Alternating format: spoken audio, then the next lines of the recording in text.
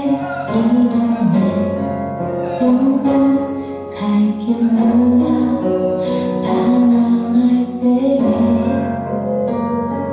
주의 십자가 영광의 빛이 나를 향해 비추어 주셨네.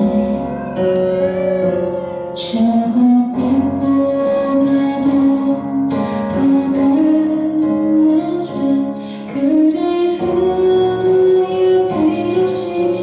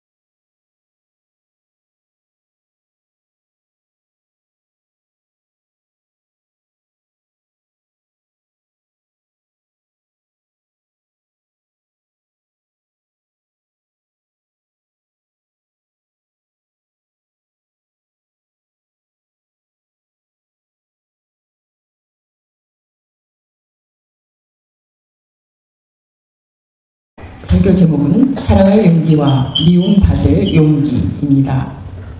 함께 말씀을 나누길 원합니다. 이 세상에 살면서 두 가지, 사랑과 미움은 항상 우리의 삶 속에 같이 있습니다. 사랑이 강한가, 미움이 강한가 비교해 보겠습니다. 아마 미움이 강한 것 같다고 얘기할 수 있지만 사랑이 더 강합니다. 왜냐하면 전에 한번 말씀드린 것처럼 해와 바람이 싸웠는데 바람이 힘이 세서 이길 것 같지만 결국 해가 이겼습니다. 바람 때문에 옷깃을 더 잔뜩 여몄는데 해가 나니까 더워서 옷을 벗은 것입니다. 우리가 산속에서 많이 볼 수 있는 것은 다른 사람에 대한 미움을 많이 볼 수 있습니다. 신문이나 인터넷, 언론에서 여러 가지 사건들이 많이 일어나고 있습니다. 그런 사건들을 보면 사랑은 보이지 않고 미움이 더 많이 보입니다. 얼마 전에 우리가 충격을 받았습니다. 두 가지 사건이 있는데 세상의 마지막 때가 되면 특별히 자기를 사랑하고 지나친 자기 사랑, 돈 사랑, 또 쾌락을 사랑하는 세 가지 특징이 있다고 합니다. 그래서 여러 가지 문제가 굉장히 많습니다. 지난 주간 동안 일어난 사건인데 미국에서 총기 사고가 났습니다. 아마 미국에 사는 사람들 가운데 아시아인에 대한 증오가 있었던 사람들이 많이 있었는데 그런 사건들이 점점 기승을 부리고 있습니다. 시애틀에 사는 한인 부부인데 스시집을 운영 중이었다고 합니다. 30대의 젊은 부부였는데 아들이 하나 있고 차를 타고 가다가 신호등에 섰을 때에 지나가던 사람이 이 부부를 향해서 그 차를 향해서 총을 쐈습니다. 이유 없이. 결국 운전하던 아내는 총상으로 죽었고 또 8개월, 임신 8개월이었는데 아기도 사망했다고 합니다. 남편은 팔에 상처를 입고 치료 중이라고 합니다. 이 한국인 부부를 총을 쏜 사람은 미국인인데 묻지마 범죄인 듯합니다. 이 한국인 부부의 가정은 엄청 충격을 받았습니다. 또 두 번째 사건은 경주에서 KTX가 지나가는 철로에 돌을 누가 놓았습니다. 10대 남학생이 돌을 갖다 놓았습니다. 잘못하면 큰일 날 뻔했습니다. 이 철도원이 발견하고는 돌을 치웠습니다. 다행히 이 돌을 치운 지 1분 만에 KTX 열차가 그곳을 지나갔다고 합니다. 만약 돌이 그대로 있었다면 큰 사고로 이어졌을 것입니다. 10대 학생을 붙잡아서 물어봤습니다. 왜 이 돌을 여기다 놓았는지. 그랬더니 세상이 싫어서 그랬답니다. 내가 그래서 잡혀서 감옥에 가기를 원했다고 대답을 했습니다. 정말 이상한 일입니다. 이렇게 증오 범죄가 점점 기승을 부리고 있습니다. 하나님은 인간을 창조하실 때에 하나님은 사랑이심으로 하나님과 우리가 사랑의 교제의 대상으로 그리고 사람끼리 서로 사랑하며 살도록 지으셨습니다. 하나님은 사랑이시기 때문입니다. 하나님은 우리 모든 사람들이 서로 잘 교제하며 사랑하며 살기를 원하시는데 우리는 하나님을 싫어하고 죄를 범하고 사랑으로부터 끊어지는 것입니다. 그래서 미움만 가득 차게 됩니다. 그래서 다른 사람을 죽이고 미워하고 그런 많은 범죄들이 지금 세상에 일어나는 것입니다. 정말 귀한 것은 하나님은 나와 사랑의 관계를 우리는 하나님과 사랑의 관계를 회복해야 합니다. 우리를 향한 하나님의 사랑은 정말로 큽니다. 나를 향한 하나님의 사랑은 크기 때문에 우리가 하나님을 사랑해야 합니다. 사랑의 관계는 굉장히 중요합니다. 그런데 하나님은 나만 사랑하는 관계에서 끝나는 것이 아닙니다. 하나님과의 사랑의 관계처럼 내가 다른 사람과의 관계도 굉장히 중요합니다. 나는 하나님과의 관계만 잘하면 돼. 하나님이 나를 인정해 주셔. 그것으로 끝나는 것이 아닙니다. 하나님과의 관계가 잘 이루어졌다면 다른 사람과의 관계도 사랑으로 섬기며 살아가야 하나님과의 관계와 이렇게 삼각형으로 완벽하게 되는 것입니다. 하나님과 나와의 관계만 있다면 그것은 잘못된 것입니다. 하나님께서 우리에게 주신 최고의 계명은 두 가지가 있습니다.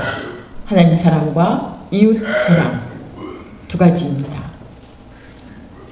마태복음 22장 37절에서 39절 말씀 읽어보겠습니다.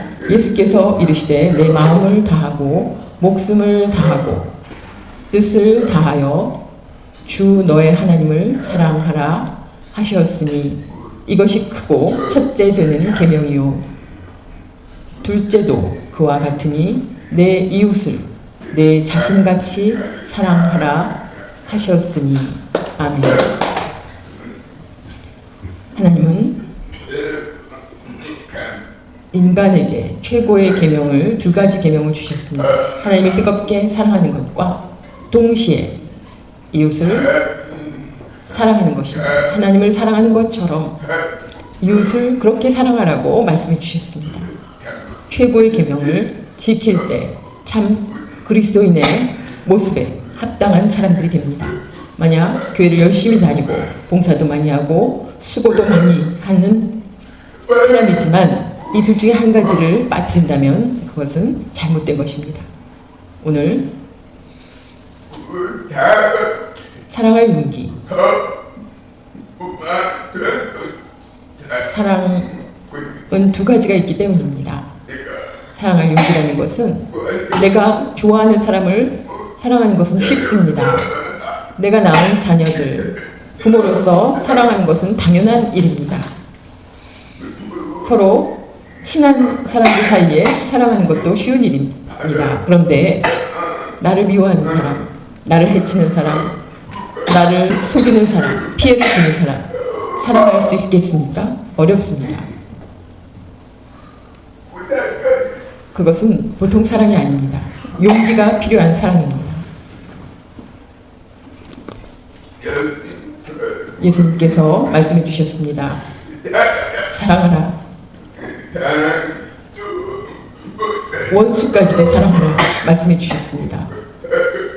원수까지 사랑해야 참 하나님의 자녀라고 말씀해 주셨습니다. 마태복음 5장 44절에서 45절 말씀 나는 너희에게 이르노니 너희 원수를 사랑하며 너희를 박해하는 자를 위하여 기도하라. 이같이 한즉 하늘에 계신 너희 아버지의 아들이 되리니. 아멘. 보통 사랑이 아닙니다. 쉬운 사랑이 아닙니다. 나를 박해하고 미워하고 피해를 주는 그런 사람을 평생까지 내가 보고 싶지 않고 만나고 싶지 않은, 인사도 하기 싫은 그런 사람을 사랑하라고, 원수까지 사랑하라고 하셨습니다. 정말 실천하기 어려운 것입니다. 그러나 할 수 있는 것은 원수라는 생각을 버리면 가능합니다. 대신 우리가 원수에 대한 생각을 버리고 할 수 있는 것부터 시작하는 것입니다. 마음속에 하나님의 은혜와 사랑이 충만하다면 원수도 사랑할 수 있습니다. 믿으십니까? 너희가 너희를 사랑하는 자를 사랑하면 무슨 상이 있으리요? 세리도 이같이 아니하느냐? 아멘. 우리가 서로 좋아하는 사람들을 사랑하는 것은 아주 기본적인 사랑입니다. 세상 사람들 다 똑같습니다. 어려운 일이 아닙니다. 내 마음에 드는 사람, 서로 가까운 사람 사이에 사랑하는 것은 모두 다 할 수 있습니다. 예수님을 믿는 사람들 입장에서는 우리가 더 나아가 더 발전된 그런 사랑이 필요합니다. 그 일을 통해서 하나님께 영광을 돌릴 수가 있습니다. 요나 잘 아시죠? 요나는 훌륭한 선지자 맞습니다. 그런데 하나님의 명령을 어기고 도망갔습니다. 결국 물고기 뱃속에서 3일 동안 있다가 다시 나왔습니다. 가만히 생각해보면 왜 요나가 하나님의 명령, 니느웨로 가라는, 니느웨에 가서 전도하라는 명령을 왜 어겼을까요? 이유가 있습니다. 쉽게 말하면 그 나라는 정말 우리나라를 엄청 박해하는 나쁜 나라입니다. 예를 들면 우리가 일제시대 때 일본이 우리를 수십 년 동안 괴롭혔습니다. 그것처럼 정말 그 가죽을 벗겨서 성벽에 걸 정도로 우리 민족에게 나쁜 일을 했던 그 나라를 위해서 요나에게 가라고 말씀하셨을 때 요나가 다른 나라로는 가겠습니다. 근데 이 나라는 절대로 가지 않겠다는 거였습니다. 그 모습을 보면 우리들의 마음하고 똑같습니다. 그러나 하나님의 생각은 다릅니다. 요나가 니느웨에 가야 할 이유가 있었습니다. 에베소서 2장 4절에서 5절 말씀. 긍휼이 풍성하신 하나님이 우리를 사랑하신 그 큰 사랑을 인하여 허물로 죽은 우리를 그리스도와 함께 살리셨고 너희는 은혜로 구원을 받은 것이라. 아멘. 하나님은 죄인을 미워하시지만 또 사랑하십니다. 죄를 미워하지만 보통 사람들은 죄인을 미워합니다. 그러나 하나님께서는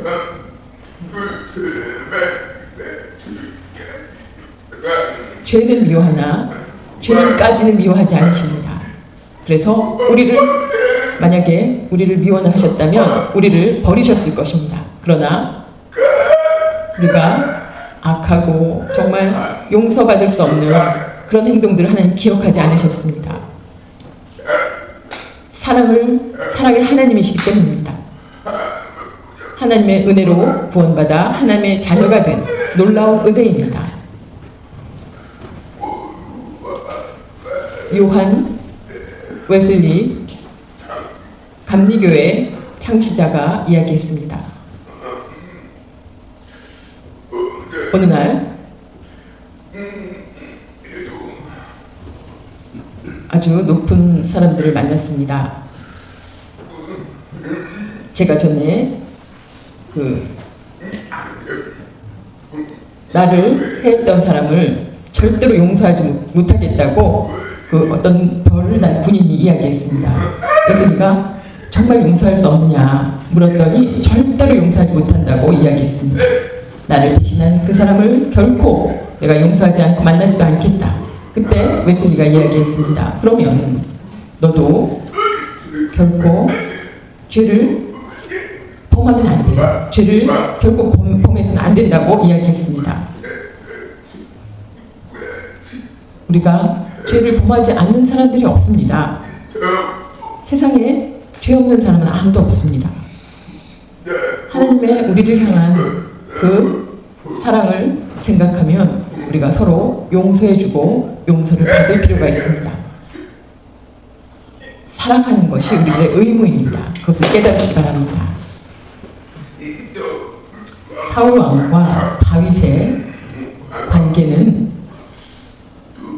처음부터 미워하고 갈등이 있었던 관계가 아닙니다. 사울 왕은 자기의 딸을 준 사위로 삼았습니다. 다윗을 그렇게 사랑한 관계였습니다. 그런데 갑자기 다윗을 미워하고 죽이려고 10년 동안 쫓아다녔습니다. 왜 그렇게 변했는가 하면 그 이유는 한 가지입니다. 질투 때문입니다. 질투 때문에 다윗을 미워하기 시작했습니다. 정말 죽일 만큼. 사무엘상 18장 7절 읽어보겠습니다. 여인들이 뛰놀며 노래하여 이르되 사울이 죽인 자는 천천히요 다윗은 만만이로다 한지라. 아멘. 이 이야기는 사울보다 다윗이 전쟁에서 많은 사람들을 적군을 죽인 아주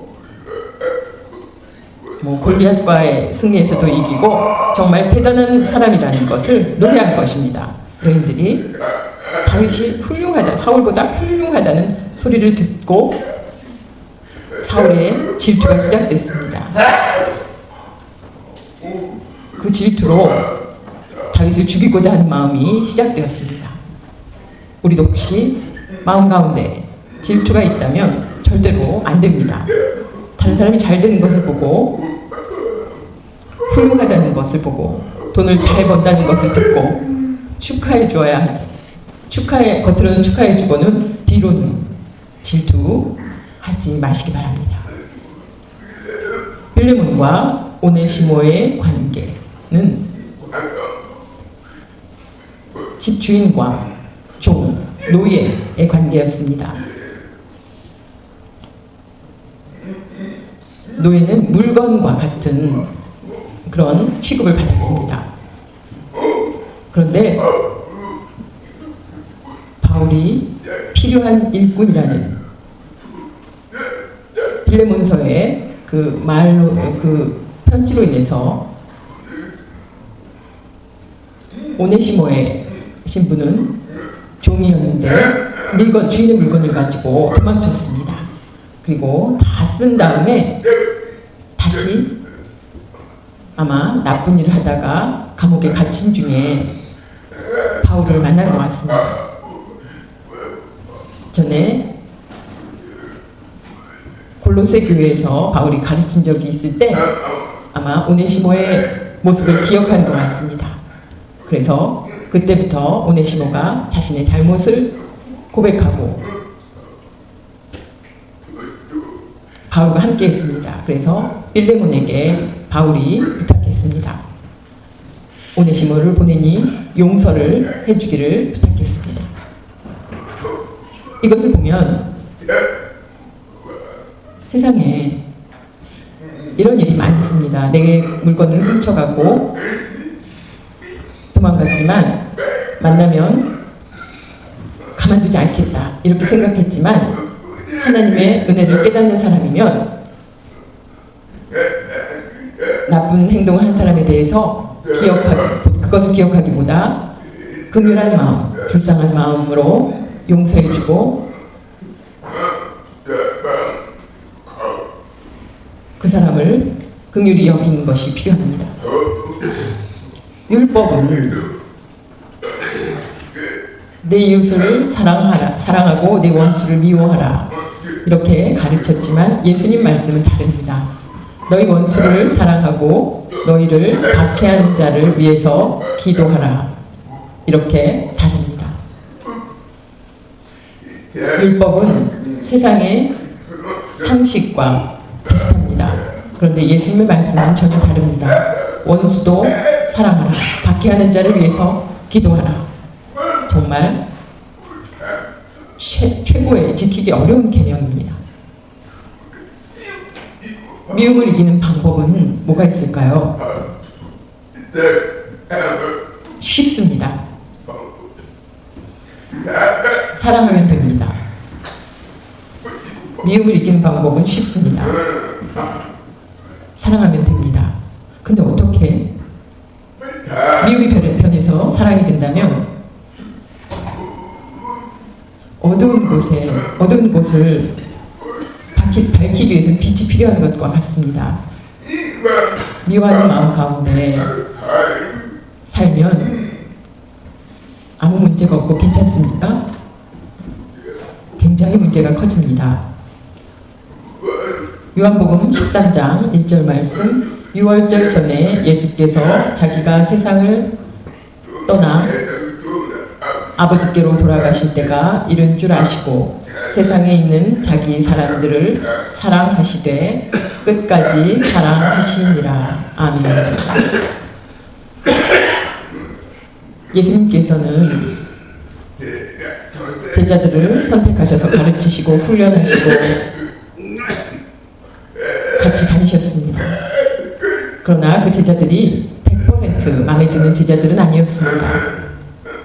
제자를 훈련하고 가르쳤지만 겉모습과 속이 달랐습니다. 예수님을 따르는 것에 대해서 자랑하고 교만한 사람도 있었고 또 서로 자기가 낫다고 다투는 모습도 보였습니다. 또 예수님에 대해서 의심하는 사람도 있었습니다. 결국 그런 제자들이었지만 예수님께서는 그런 모습을 관계치 아니하시고 사랑하셨습니다. 그 사랑 때문에 결국 제자들 모두 변하게 되었습니다. 할렐루야. 기독교인들의 생각에 오류가 있습니다. 조금 바뀔 필요가 있습니다. 죽기 전까지 원한을 품고 가도 괜찮아. 죽기까지 그런 원한을 가지고 있어도 괜찮아. 이렇게 생각하는 것은 잘못된 것입니다. 죽기 전에 우리가 그것을 풀어야 합니다. 미워하는 사람들이 있다면 우리가 죽기 전에 그것을 해결하고 가야 합니다. 그것을 가지고 천국에 갈 수 있을지 잘 모릅니다. 내 잘못인지 주님 심판대에서 결판을 내자. 이렇게 가끔 얘기하는 사람들이 있습니다. 그것은 큰 잘못입니다. 위험입니다. 너도 잘못하고 나도 잘못했는지 우리 주님 앞에 섰을 때 판단해보자. 이거는 교만한 생각입니다. 모두 하나님 앞에 죄인입니다. 잘못한 것이 너무 많습니다. 허물도 많습니다. 그것을 고백하면서 신앙생활을 하는 것이 바른 신앙생활입니다. 그런데 다른 사람을 정죄하면서 사는 것은 굉장히 위험합니다. 세 번째는 내가 다른 사람보다 헌금을 많이 했으니 주님은 내 편일 거야. 내가 헌금을 많이 했기 때문에 내 편이라는 그런 잘못된 생각 굉장히 위험합니다. 우리 모두 하나님 앞에 정말 부족하고 허물 많은 죄인임을 고백할 때 우리를 하나님께서 인정해 주시고 높여 주십니다. 주님 앞에 겸손하지 않는 모습, 주님께 기쁨을 드릴 수가 없습니다. 어렵습니다. 성경 말씀 보면 예수님께서 원수를 위해서 기도하라고 말씀해 주셨습니다. 원수를 사랑하고 나를 박해하는 자를 위해서 기도하라 하셨습니다. 왜 그렇게 하셨을까요? 그 이유는 원수를 위해서가 아닙니다. 나를 위해서입니다. 내 자신을 위해서. 그 원수에 대한 원한을 가지고 살면 내가 병이 듭니다. 미움으로 말미암아 모든 일이 잘못됩니다. 그러나 용서하고 사랑하며 모든 것을 잊어버릴 때 오히려 병이 사라지고 건강해질 뿐만 아니라 내 마음 안에 하나님의 사랑이 충만해집니다. 다른 사람을 미워하면 내 안에 하나님이 계시지 않습니다. 오히려 마귀가 가득 찹니다. 다른 사람을 축복하고 사랑하면 마귀가 사라지고 하나님의 은혜가 가득 찹니다. 이렇게 바뀌게 되는 것입니다. 그렇기 때문에 원수를 위해서 기도하라는 것은 나 자신을 위해서, 자신의 유익을 위해서 기도하는 것입니다. 귀한 말씀입니다. 두 번째는 내 가족까지 미워하고 미움받을 용기. 오늘 읽은 말씀 보면 이해가 어려운 부분이 있습니다. 내 가족을 사랑하는 것. 그런데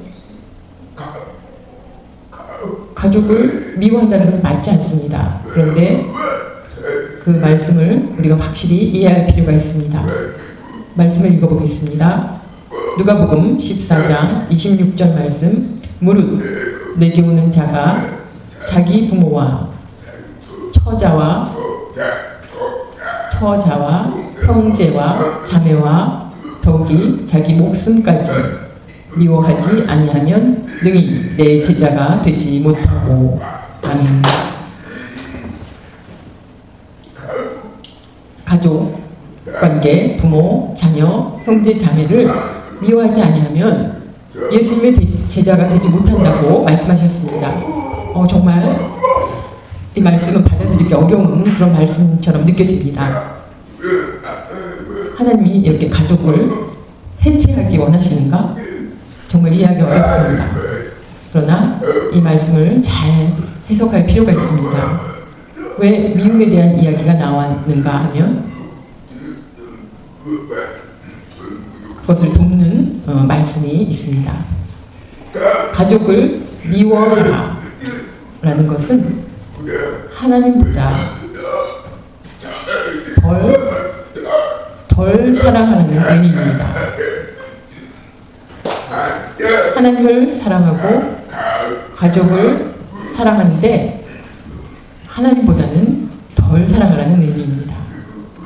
마태복음 10장 37절 말씀. 아버지나 어머니를 나보다 더 사랑하는 자는 내게 합당하지 아니하고 아들이나 딸을 나보다 더 사랑하는 자도 내게 합당하지 아니하며. 아멘. 우리가 부모, 자녀 사이에 정말 사랑이 필요합니다.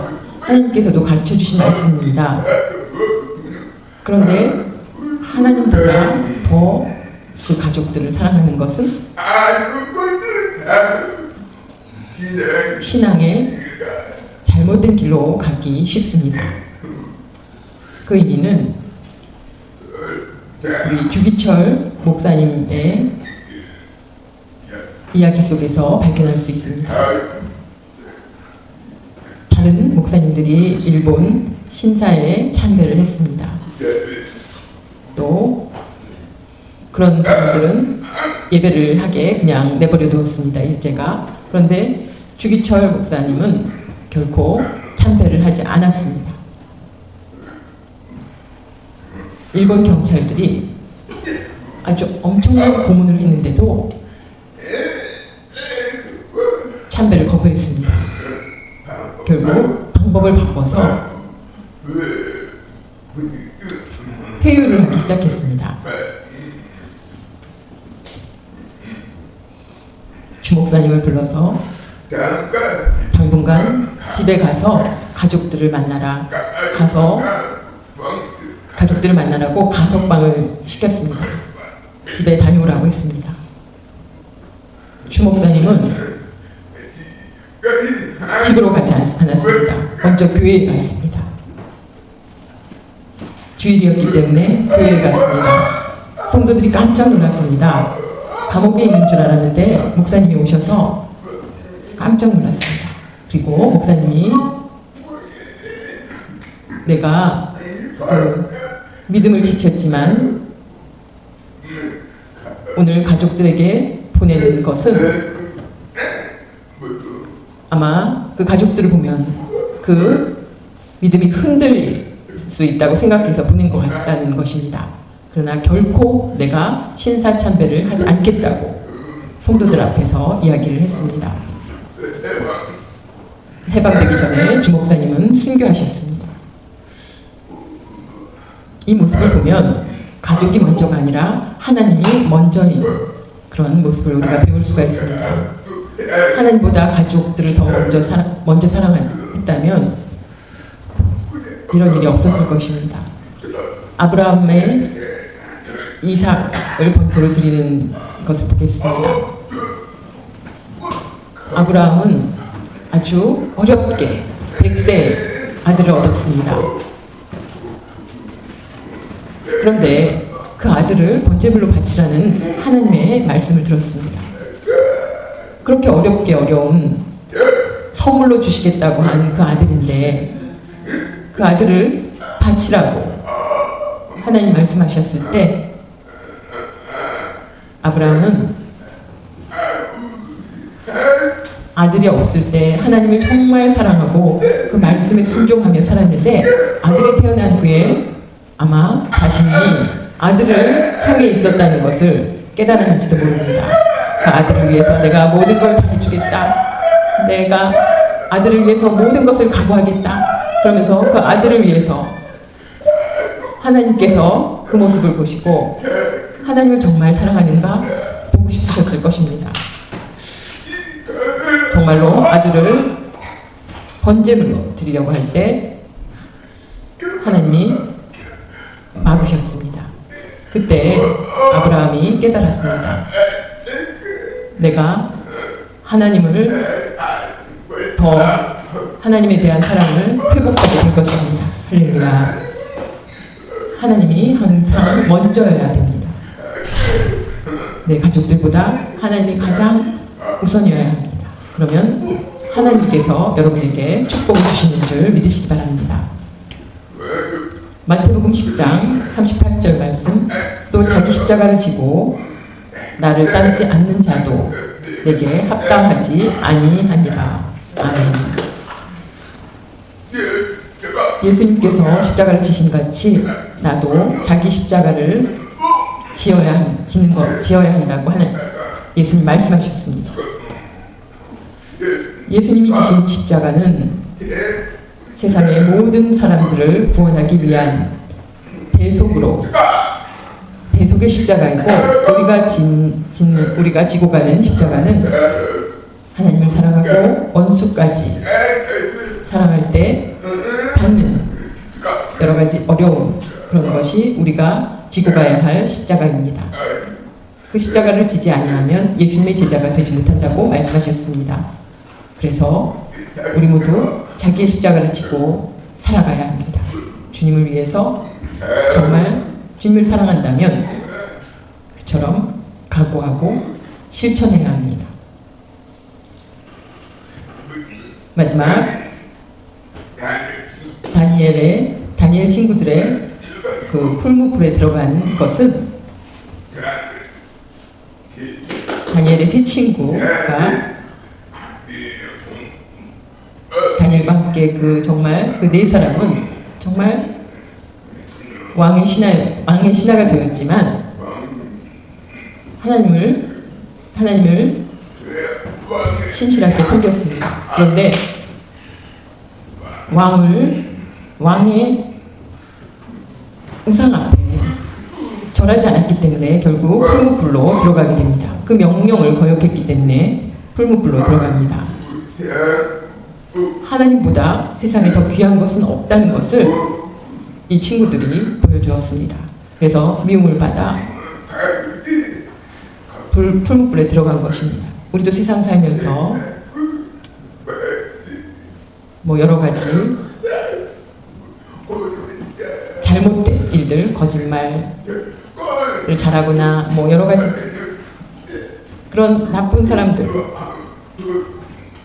보게 됩니다. 그런데 나는 하나님을 잘 믿는데 내가 여러 가지 어려움을 당할 때가 있습니다. 그것을 미움받을 용기를 가지고 우리가 그것을 이겨야 됩니다.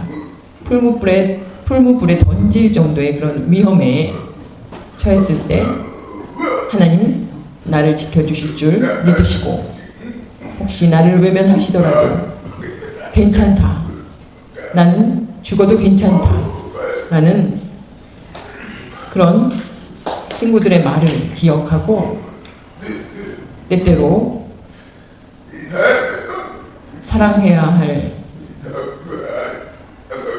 용기, 정말 어렵습니다. 어려운 사랑을 우리가 해야 할 용기, 또 미움을 받은 무슨 일이 있을 때 내 믿음을 지키기 위해서, 믿음을 버리지 않기 위해서 미움을 받아도 괜찮다는 그런 용기를 가지고 살 때 하나님 앞에 칭찬받는 하나님의 자녀가 된 줄 믿으시기 바랍니다. 믿음으로 승리하는 여러분 되시기 바랍니다. 6월은 6월 6일도 있고 6월 25일도 있습니다. 나라를 위해서 정말 생명을 바친 그런 분들 때문에 우리가 행복하고 편안한 삶을 살 수 있습니다. 믿음을 지킨 사람들이 있었기 때문에 교회가 이렇게 잘 존재하는 것처럼 우리 선배들의 믿음을 보고 이렇게 그 어려운 환경 속에서도 온전히 하나님을 향한 그런 믿음 때문에, 그런 신앙 때문에 세상에 마지막 때가 와서 믿음이 흔들릴 때도 변하지 않는 그런 믿음을 가지고 싸워가는 것이 필요합니다. 그래서 하나님께 큰 영광을 돌리는 기쁨이 되는 여러분 되시기 바랍니다.